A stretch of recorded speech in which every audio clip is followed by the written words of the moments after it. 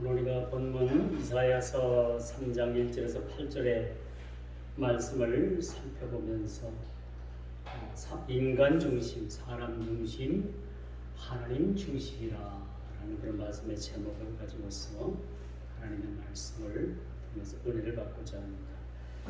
현대사회는 인간 중심적 사회입니다.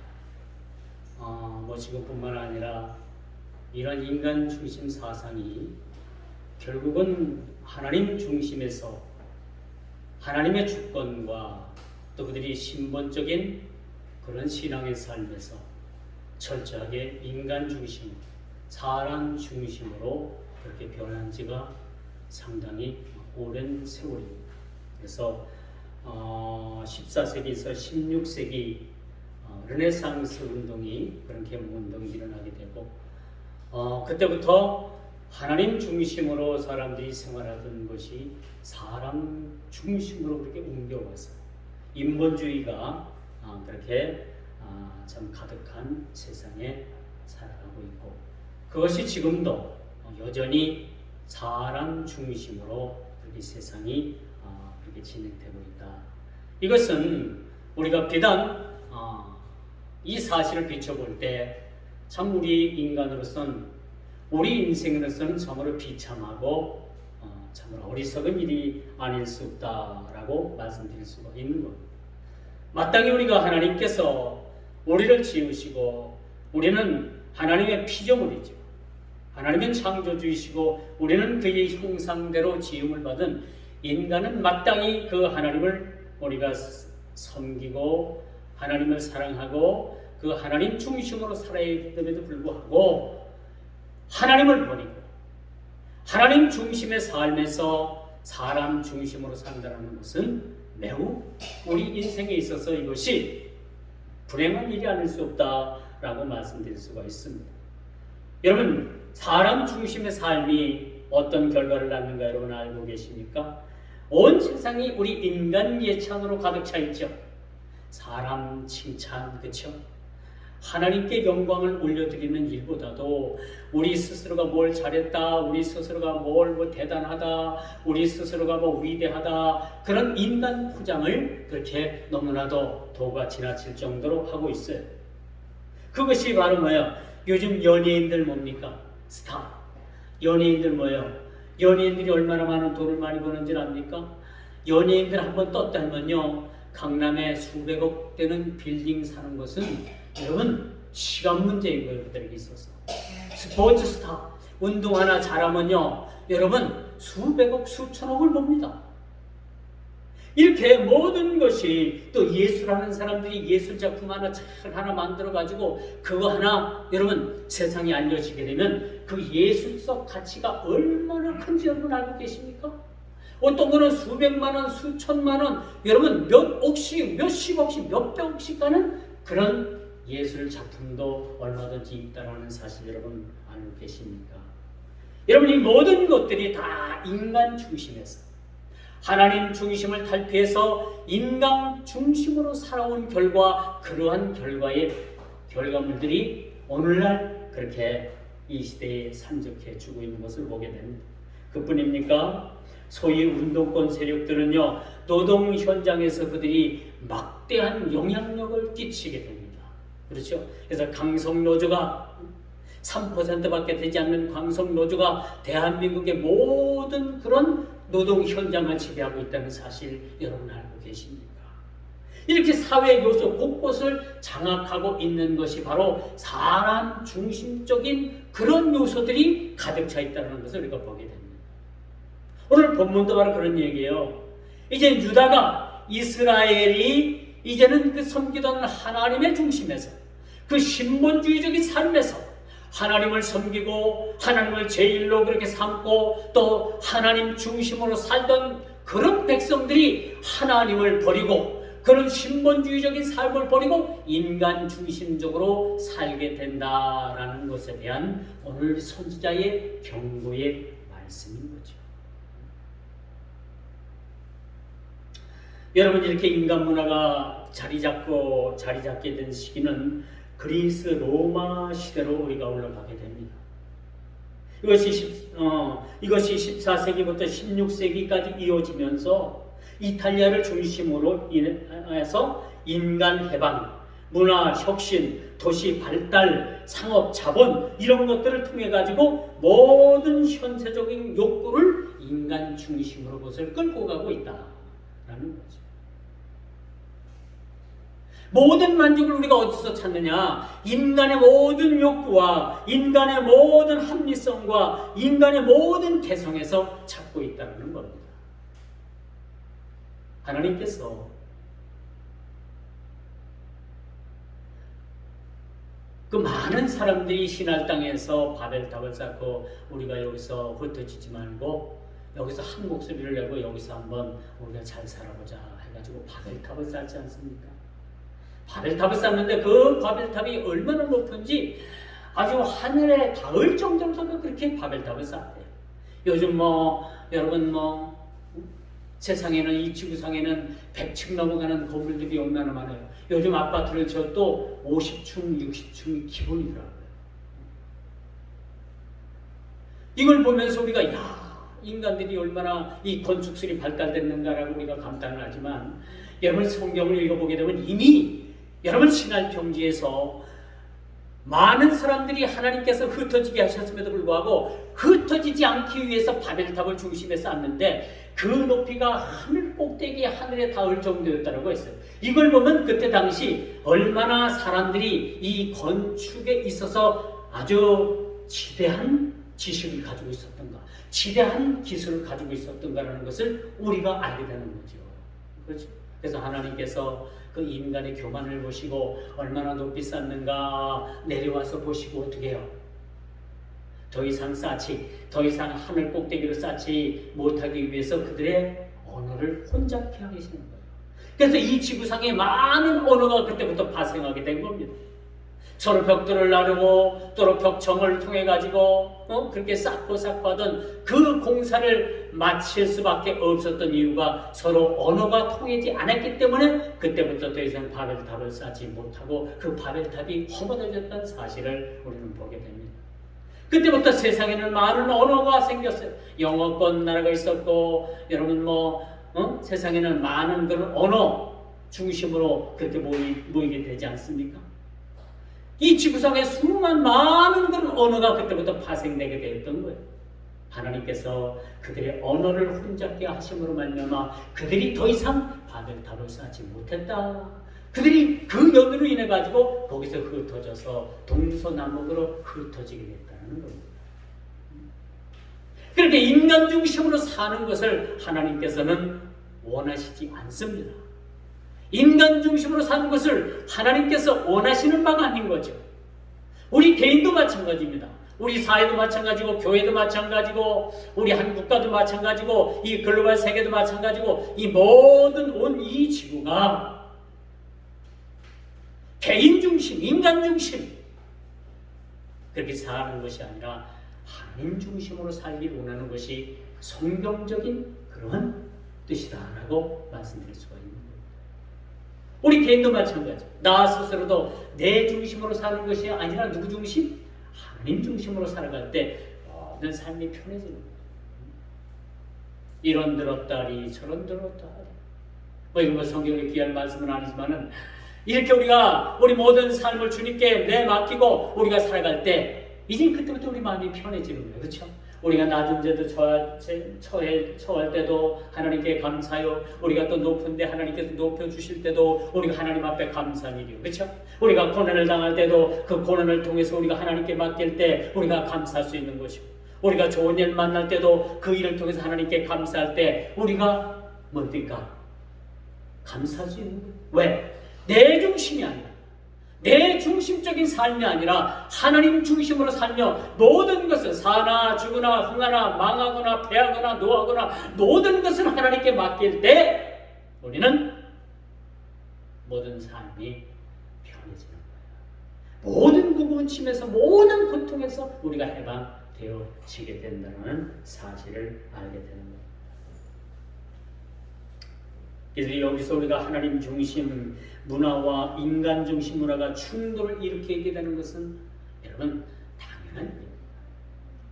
우리가 그리스도인으로서 우리가 세상을 살아갑니다. 우리가 세상에 나가 살면 세상과 여러분 충돌을 아니할 수가 없습니다. 우리의 믿음을 지키고 세상적인 사람들의 그런 가치관을 따라 살지 않으면 분명히 세상 사람들과 우리 그리스도인 간의 어떤 충돌이 있습니다. 문화적 충돌만 있는 것이 아니라 우리 신앙적인 충돌도 얼마든지 발생할 수가 있는 거죠. 여러분, 하나님 뜻대로 살면, 내 중심을 버리고 하나님 뜻대로 살게 되면 반드시 이런 충돌이 오게 되는 거죠. 반드시 핍박을 받게 되어 있습니다. 여러분, 신앙이 온전한 믿음의 신앙을 가지고 우리가 산다면, 그렇죠? 내가 살아있는 믿음의 신앙을 가지고 여러분 신앙생활을 한다면 반드시 핍박을 받습니다. 핍박을 세상으로부터 받게 되어 있어요. 여러분, 핍박도 없고 나는 잔잔해, 나는 고요해. 이 풍랑잔잔하여 내 삶이 행복한. 나는 아무것도 세상 살아가는 동안에 어떤 고난도, 어떤 역경도, 어떤 삶의 어려움도 없었다라고 하면 여러분 신앙생활 잘못하고 있는 거예요. 반드시 우리가 주님 뜻대로 살고자 하면 우리가 반드시 신앙생활 가운데 하나님 중심으로 살고 신본주의적인 삶을 살아간다면 반드시 세상으로부터 거센 그러한 역풍을 맞게 되어 있습니다. 핍박을 받게 되는 거죠. 핍박도 없다고요? 그저 잔잔하다고요? 그저 고요하다고요? 그렇다면 우리가 우리의 신앙을 한번 되돌아볼 필요가 있다고 말씀드릴 수가 있습니다. 반드시 하나님 뜻대로 살고자, 그 하나님 중심으로 살고자 하는 자들, 하나님 그 신본주의적인 하나님 중심적으로 살고자 하는 자들은 반드시 핍박이 따라온다는 사실을 우리가 알아야 됩니다. 그래서 여러분, 우리가 인간 중심으로 사는 그런 방법이 아니라 우리 스스로가 우리 중심의 삶에서 우리가 벗어나서 하나님 중심으로 우리가 세상을 살아가야 된다는 겁니다. 오늘 본문의 이야기가 바로 무슨 이야기입니까? 왜 이사야 선지자가 이스라엘을 책망하고 있습니까? 어른들이 다스려야 될 나라, 어른들이 경영해야 될 나라를 빼앗아서 왜 아이들에게 그 나라를 맡기겠다고 그렇게 말씀을 합니까? 왜 그렇다고 생각을 합니까? 이스라엘은 하나님 중심적인 신본주의적인 그런 삶에서 떠났습니다. 하나님께서 통치하시는 나라. 여러분, 이스라엘 백성들에게 하나님께서 왕을 주셨잖아요. 이스라엘의 초대 왕이 누굽니까? 사울왕입니까? 이 사울왕을 주신 것은 원래는 하나님의 뜻이 아니었어요. 하나님은 이 땅에서 어떤 사람인 왕을 세우는 것보다도 하나님께서 그 이스라엘을 직접 통치하시길 원하셨어요. 그렇다면 여러분, 오늘날 5년에 한 번씩 치러지는 대통령 선거도 없을 것이고, 그렇죠? 얼마나 편한 세상에 우리가 살겠습니까? 그런데 그 이스라엘 백성 스스로가 왕을 원했던 거예요. 그래서 하나님께서 썩 내키진 않으셨지만은 그래도 이스라엘이 그렇게 원하니까, 백성들이 원하니까 왕의 제도를 하나님께서 허락하신 거예요. 이 왕의 제도를 허락하시고 나니까 점점점 인간 중심으로 그들의 신앙이 흐르게 되었던 겁니다. 원래 하나님은 사람들에게 왕을 세워서 다스리는 것이 아니라 하나님께서 직접 통치하는 나라를 원하십니다. 하나님께서 통치하시는 나라, 그런 나라를 하나님께서 원하셨던 거죠. 그런데 이거는 뭡니까? 점점점 하나님 중심에서 그런 신본주의적인 삶에서 떠나서 그들이 인본주의적이고 사람 중심으로 그렇게 살아갑니다. 여러분, 우리나라의 건국 이념이 뭡니까? 건국 이념이 건국 이념이 뭐예요? 홍익인간이에요. 홍익인간. 세상을 널리 이롭게 하여 어떤 사람 중심으로 그렇게 살아가는 세상. 홍익인간. 여러분, 우리나라의 신학대학교가 여러분 교단마다 좀 있고, 그 교단 신학이 이제 우리 교단에서는 총신대학교가 사당동에 있는 학교가 우리 최고 그 신학교고 아마 통합 측은 광나루에 있는 장신대학교가 있고 그렇게 뭐 감리교는 감리교 신학교가 있습니다. 근데 이 세 교단만 우리가 좀 이제 알게 되는데 이 세 교단 그 신학대학교가 이 국가교육부의 재정을 받다 보니까 재정을 그렇게 국가로부터 받지 않으면 학교 운영이 안 되고 하니까 그 재정을 받기 위해서 그 정관을 바꾸게 되는 정관은 그 신학교 자체에 신학에 맞는 성경에 맞는 토대로 학교 정관을 정하게 되는데 이념을 정하게 되는데 이렇게 정해놓으면 학교에서 국가에서 국가 장학금도 주지 않고 국가에서 어떤 운영 자금을 주지 않으니까 전부 다 정관을 바꾸고 전부 다 홍익인간 사상으로 바꿔버립니다. 그러니까 신학교의 어떤 정체성을 잃어버리게 되는 겁니다. 그래서 우리 교단에서 이 국가에서 주는 거 받지 말고 우리 교단에서 주는 걸 우리가 교단에서 운영을 할 테니까 국가에서 주는 거 이거 다 배제하고 우리 신학, 우리 정통성에 맞는 그런 이념을 되찾아서 우리가 학교를 운영하자 했더니 학생들이 안 오는 거예요. 장학금을 못 받고 그렇게 되다 보면 어떤 문제가 생기느냐. 교육부에서 인가가 취소가 됩니다. 정식 정규 대학으로서의 학위를 인정받을 수가 없습니다. 그야말로 무인가, 교단에서만 인정하는 신학교 졸업장을 받을 수밖에 없으니까 젊은 세대들이 오질 않는 거예요. 이건 우리 교단뿐만 아니라 여러분 장로교, 합동, 통합, 감리교 이 세 교단에서 이런 문제 때문에 결국은 학교 정관을 그렇게 홍익인간이라는 토대 위에 지금도 바꾸지 못하고 있는 사실이 너무나도 안타까운 현실입니다. 이게 현실이에요. 이런 미국 같은 데 칼빈 신학교나 여러분 웨스트민스터 신학교 같은 데는 미국에서 그런 학위 같은 거 우린 필요 없다. 국가에서 그런 재정도 받지 않겠다 해가지고 그냥 신학교로 교단 신학교로 머무르고 있습니다. 무인가 신학교죠. 그렇지만 그 학교가 얼마나 권위가 있고 그 학교가 얼마나 세상적인 그런 빛과 소금의 역할을 받아 감당하고 있는지 모릅니다. 이런 사실에도 우리가 직면해 있습니다. 이건 너무나도 세상과의 충돌이고 너무나도 큰 괴리 현상에 지금 놓여 있음도 우리가 보게 됩니다. 그런데 오늘 본문 말씀을 보십시오. 왜 하나님께서 그 이스라엘의 지도자인 모든 지도자들을 제해버리고 그 자리에 어린 아이들을 갖다가 앉혀놓겠다는 건가? 어린 아이들이 정치적 경험이 있겠습니까? 어떤 연륜이 있습니까? 어떤 국가적으로 운영할 수 있는 그런 경험들이 있습니까? 그런 어린 아이들에게 그 국가를 맡겨가지고 그 국가를 결국은 망쳐놓겠다는 그런 모습입니다. 이건 한마디로 말해서 선지자 입을 통해 가지고 이스라엘에 대한 하나님의 징계요, 하나님의 심판이요. 하나님께서 그런 방법을 취할 수밖에 없는 그런 상황을 통해서 오늘 산 우리가 무엇을 깨달아야 되는가라는 것을 오늘 본문 기자를 통해서 우리들에게 주고 있는 말씀이라고 볼 수가 있는 것입니다. 오늘 말씀을 보십시오. 내가 아이들로 방백을 삼으리라.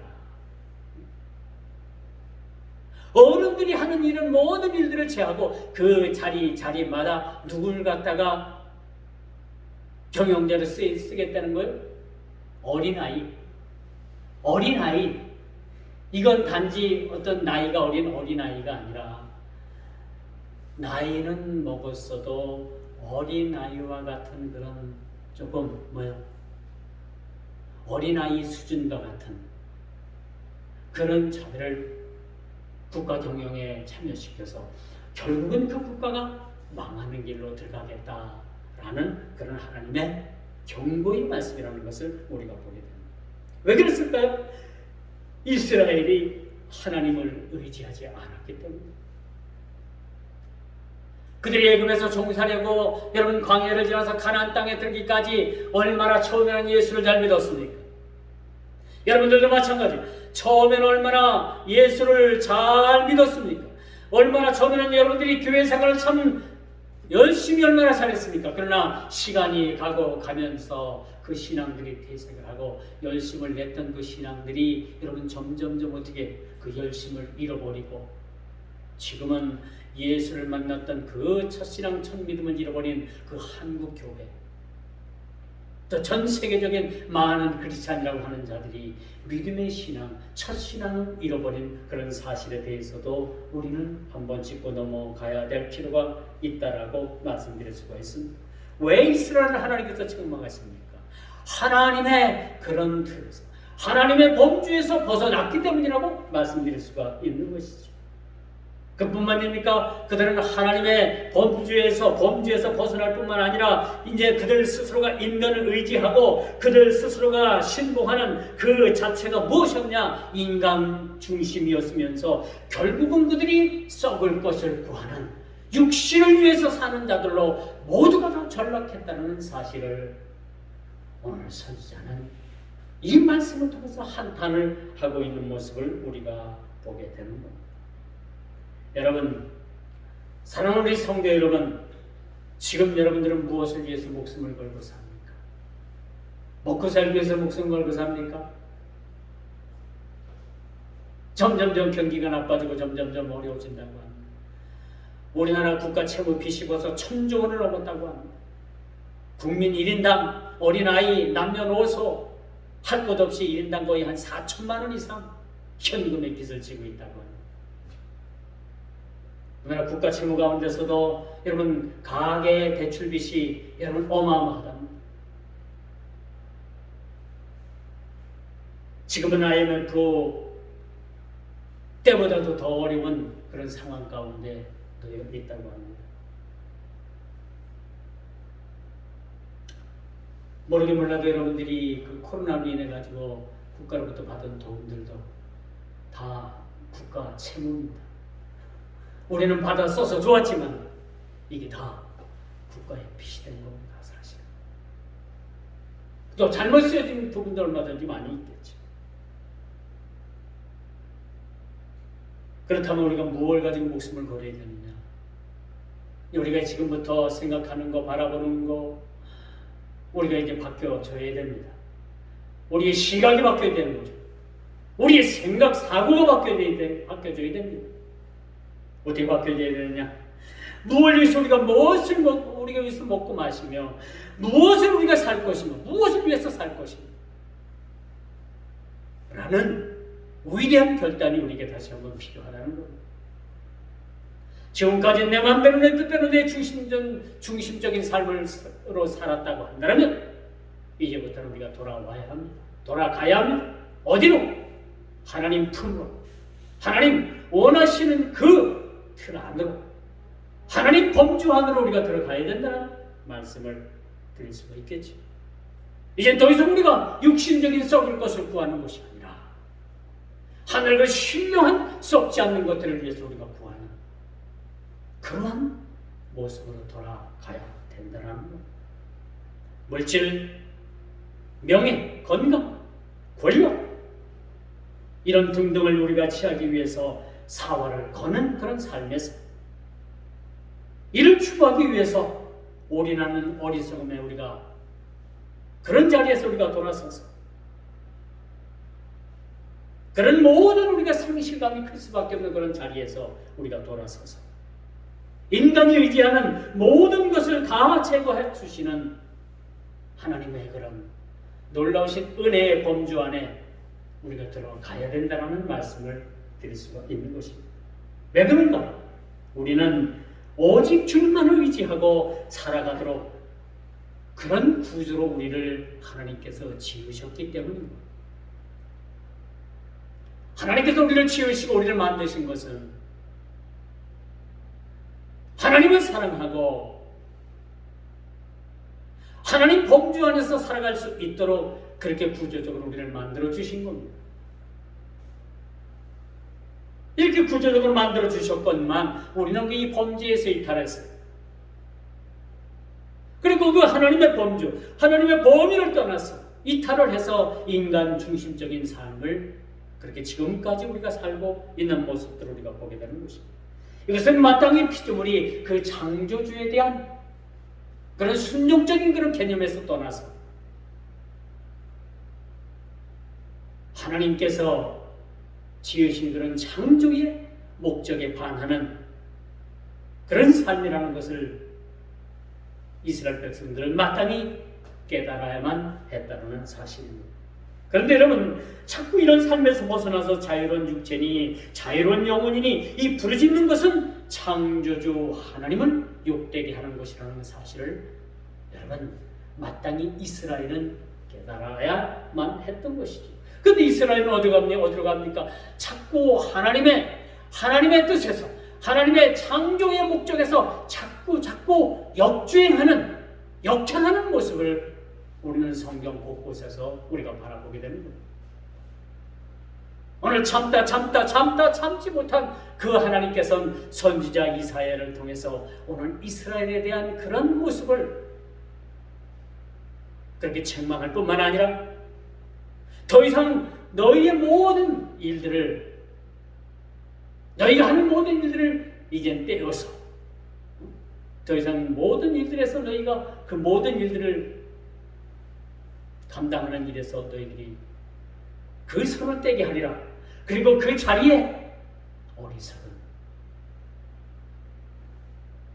또 그런 자리 어린아이 같은 자들을 그 자리에 배치하여서 국가를 한번 운영하게 해보겠다. 여러분 이 운영은 이렇게 운영을 한다면 여러분 운영을 하기 전에 우리는 이 사실을 너무나도 뻔한 사실로 그 결과를 우리가 알 수 있겠죠. 전문가가 국가 경영을 해도 그 경영이 지금 어려운 판인데 그렇지 않습니까? 그 무지한 그런 자들이 국가 경영을 한다면 그 이스라엘이 어떻게 되겠느냐? 그렇게 되면 경제적인 피폐함이 너무나도 클 것이다. 너희를 먹고 사는 문제, 의식주 문제 한번 너희들이 지내봐라. 오늘 본문 말씀을 보니까 이젠 허름한 옷만 걸치고 있더라도 그를 지도자로 삼겠다라는 그런 우스운 이야기가 오늘 본문에 그렇게 등장하고 있는 거예요. 이 말씀은 무슨 말씀이냐? 이스라엘이 그렇게 피폐할 대로 아주 바닥에 나락까지 떨어지는 그런 모습을 보게 되는 겁니다. 헐벗고 굶주리고 그들은 인간 이하의 삶을 살게 되는 거예요. 그 중에서도 헐벗은 자들 중에서도 허름한 옷만 걸치고 있는 사람에게 당신이 우리의 지도자가 되게 해주세요 라고 그들 스스로가 그렇게 구걸하는 모습까지 내려갈 수밖에 없다라는 그런 처참함을 오늘 본문을 통해서 그렇게 보여주고 있음을 보게 됩니다. 인간이 하나님의 정도에서 떠나면 얼마나 인간의 삶이 피폐해지는지, 얼마나 인간이 그렇게 나락바닥으로 떨어져야 되는지를 오늘 본문을 통해서 그렇게 우리에게 잘 가르쳐주고 있음을 우리들에게 보여주고 있음을 보게 됩니다.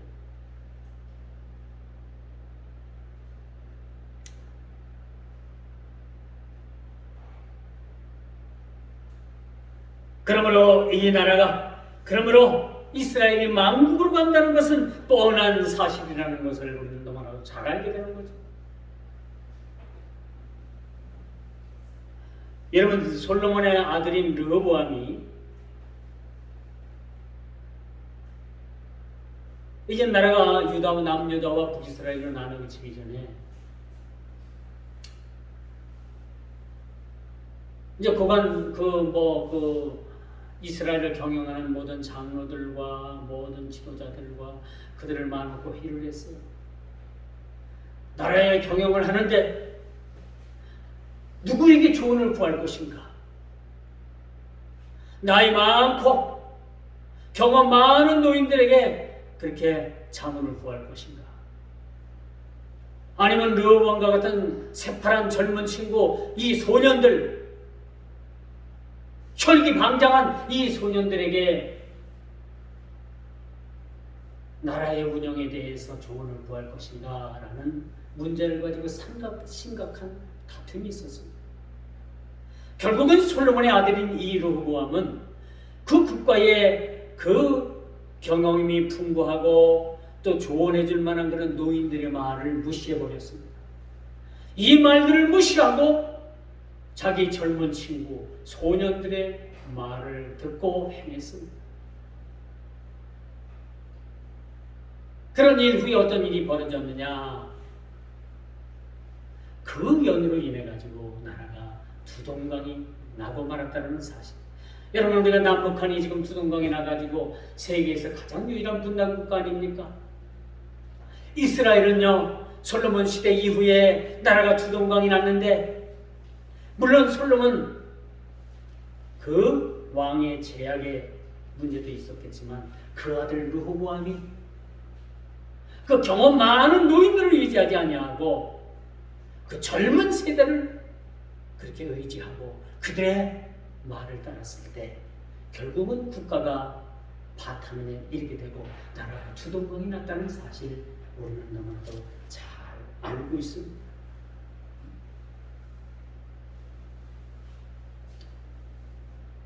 요즘 모당 전 무슨 대표가 말 한마디 할 때마다 여러분 그 당이 출렁출렁하다는 거죠. 출렁이죠. 법원에서도 이 젊은이의 편을 들어주니까 이젠 기고만장을 해가지고 양도구육이니 그 쓰지 못할 그런 아주 막말을 하고 다니잖아요. 그렇죠? 제가 누구라고는 말하지 않겠어요. 얼마나 많은 혼선을 믿습니까? 젊은 사람이 머리는 있고 똑똑합니다. 그러나 우리가 세상에서 할 말이 있고 하지 말아야 되는 일들이 있는 거예요. 그렇죠? 아무리 말을 하고 싶어도 그 말을 자제해야 할 필요성을 느낄 때 하지 않는 것이 현명한 거죠. 여러분, 세상에 많은 사람들이 자기가 내뱉은 말 때문에 그 말 때문에 올무가 돼가지고 평생을 그 올무 속에서 헤어나지 못하고 평생을 그 올무 가운데 그렇게 사는 사람들도 많이 있습니다. 이 세치도 안 되는 효가 사람을 죽이기도 하고 살리기도 한다고 하잖아요. 그렇지 않겠습니까? 이것이 뭡니까? 하나님 중심에서 벗어난 이스라엘에게 내려질 하나님의 징계입니다.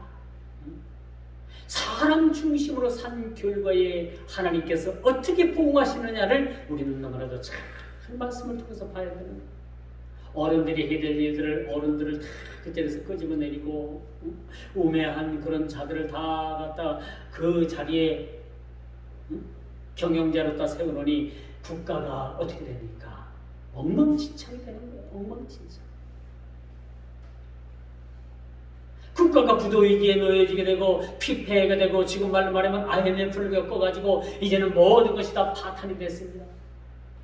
먹고 사는 길이 막막합니다. 사람들은 헐벗었습니다.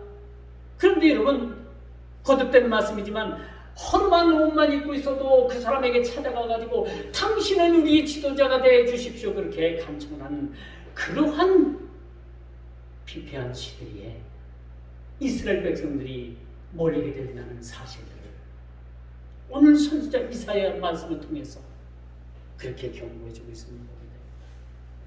하나님 중심에서 벗어난 이스라엘에게 내려질 하나님의 징계인 것이죠.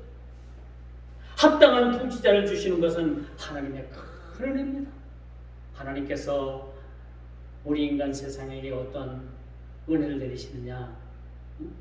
그 나라가 크고 작건, 그 국가가 여러분 강하건 강하지 않건 그 나라를 통치할 수 있는 통치자의 좋은 통치자, 지혜 있는 통치자, 그런 지혜자의 통치자를 주는 것도 하나님의 은혜입니다. 요즘 그런 말이 있더라고요. 그 사람을 찍은 것에 대해서 얼마나 후회하는 사람들이 많고 많은 사람들이 후회한대요. 왜 찍었을까? 그런데 그나마 선택의 여지가 없어서 찍긴 찍었는데 이 사람 안 찍고 그 딴 사람을 찍었으면 어떻게 됐을까? 그 뒤에 이제 얘기를 하지 않겠습니다. 정치적인 얘기라서.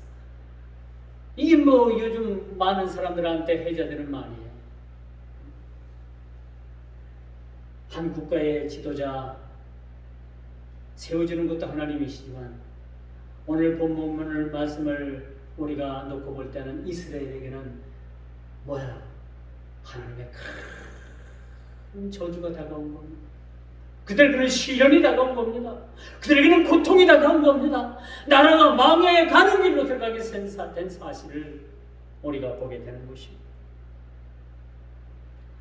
그러므로 결과적으로 이스라엘은 도덕적인 무정부 상태가 될 것이라는 것을 오늘 본문을 통해서 말씀해 줍니다.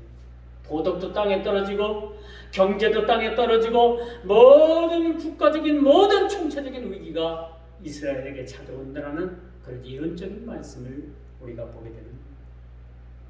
백성들은 너무나 가난해서 몸에 옷만 거치고 있어도 통치자가 될 수가 있는 세상이 된 그런 막대가는 세상이 되어져 가는 모습을 우리는 보게 됩니다. 이젠 그들에게는 육신적인 피폐함을 넘어서 영혼의 파멸에 이르기까지 이러한 현실적인 그런 어려움에 처하게 됩니다. 육신의 피폐함뿐만 아니라 그들에게 찾아오는 영혼의 피폐함을 그들 스스로가 자초하게 된다는 사실 우리는 기억을 해야 합니다. 오늘 많은 기업들이 어렵다고 합니다. 국가적으로 어렵다고 합니다. 일반 가게를 하는 사람들도 어렵다고 합니다. 이 말씀을 우리가 비춰서 한번 생각해 보십시다. 오늘날 이 국가가, 오늘날 이 대한민국이 이렇게 어려움에 처하고 정치적으로나 경제적으로나 우리 모든 서민들의 삶이나 우리 모든 이 현장에 이런 삶이 점점점 어려워지고 있는 이 상황을 어떻게 우리가 해석을 해야 되냐? 오늘 본문 말씀이 주어진 이 말씀을 통해서 우리가 어떻게 이 난간, 이 어려움을 헤쳐나가야 될 것인가? 우리는 회개자리로 나가야 됩니다. 그동안에 우리 인간 중심으로 살았던 우리의 삶을 이제는 모든 인간 중심적인 삶을 우리가 정리하고 하나님 중심으로 돌아가야 됩니다. 인본주의적인 삶을 살았다면 이젠 신본주의적인 삶으로 돌아가야 됩니다. 이것이 우리가 이 말씀을 통해서 하나님께서 오늘날 우리에게 주시는, 저와 여러분들에게 주시는 경고의 말씀이자 이 대한민국을 위해서 주시는 하나님의 경고의 메시지라는 사실도 우리는 꼭 기억을 해야 합니다. 오늘 6절 말씀을 보십시오. 나라는 심각하게 병이 들었다고 했습니다. 점점점 우리 사는 세상이 병 들어갑니다. 이게 누구 때문에 어떤 요인으로 인해가지고 이런 병 들어가는지는 우리가 뭐 깊이 따지지 않아도 됩니다. 우리나라 탓이 아니고 내 탓이 아니고 다른 나라 탓으로 돌리고 세계적인 정세로 그렇게 돌릴 수도 있겠지만 아닙니다. 원인을 바깥에서 찾지 말고 모든 원인을 밖에서 찾지 말고 내 안에서 찾아보면 그 문제의 해답이 보여지게 됩니다. 아무도 이 질병을 고칠 수 없다고 했습니다. 왜 이처럼 어른이 할 일을 소년들이 이 일을 대신하는가? 8절의 말씀이 그 해답을 주고 있습니다. 8절을 한번 제가 읽어볼게요. 이 말씀을 읽고 제가 말씀을 마치도록 할게요. 예루살렘이 멸망하였고 유다가 엎드러짐은 그들의 언어와 행위가 여호와를 거슬려 그 영광의 눈을 범하였습니다. 이게 그들이 망할 수밖에 없는 원이었다.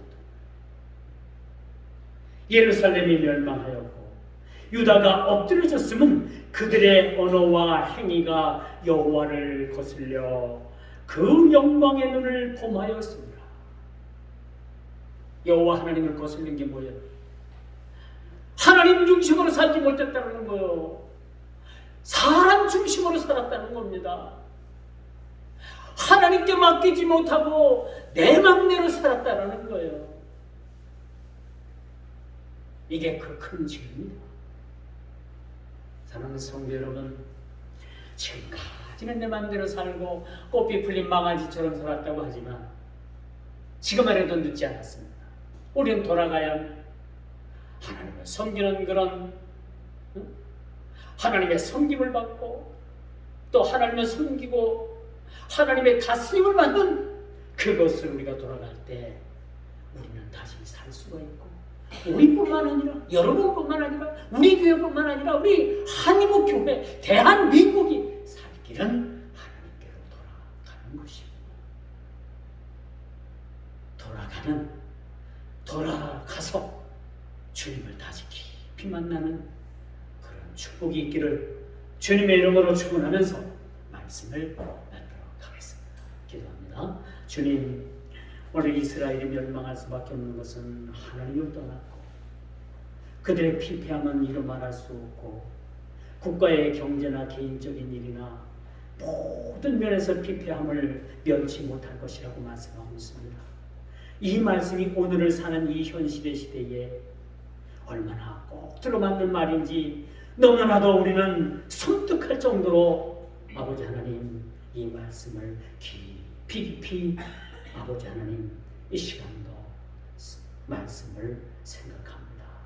저를 살려주시고 국가를 살려주시고 우리들의 교회를 살려주시고 한국교회를 살려주시고 우리 개인을 살려주옵소서.